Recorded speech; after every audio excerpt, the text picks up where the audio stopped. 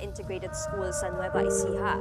Sa kanilang pahayag, sinabi ng DepEd na nakikiisa sila sa mga mag-aaral, guro at buong komunidad ng paaralan na apektado ng insidente. Sinusuportahan daw nila ang pagtulong sa pamilya ng biktima. At sa kabila raw niyan, pinanindigan nilang patuloy na itataguyod ng ahensya ang kapakanan ng bawat estudyante, teacher at school Ito personnel. ay sinasabi ko lang sa lahat ng kabataan. Sana ay maliwanagan sa nangyayari sa Pilipinas ay di na mabilang. Ang dami nang namamatay na mismo paning kabataan. Kailan nyo ba imumulat ang ating mata sa nangyayari ngayon? Marami na yung kaba. Lahat ngayon pwede nang pumatay. Basta habaan mo lang daw ang iyong sungay.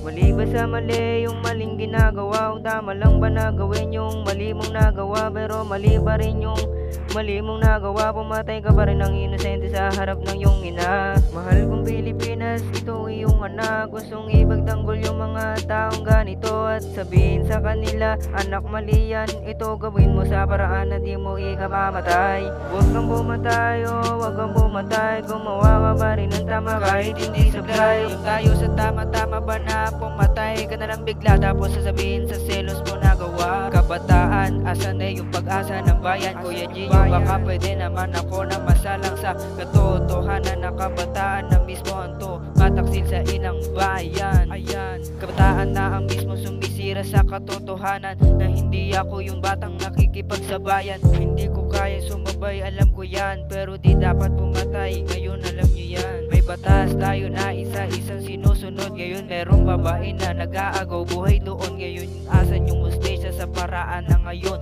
Bakit di nyo makikita saan ba nakatabi yun? Dapat mong ipagkalat, dapat mong ipagsabi, dapat mo na gawin yung kaya mong ipagmalaki para hindi nila gawin sa'yo yung kaya ng iba. Kaya nila pumatay para pang sarili nila. Di nila inisip yung kapakanan ng babae. Ang taas ng pangarap para lang may makamit. Mga lalaki talaga ganyan, hindi mo alam na kaya-kaya kanilang saktan.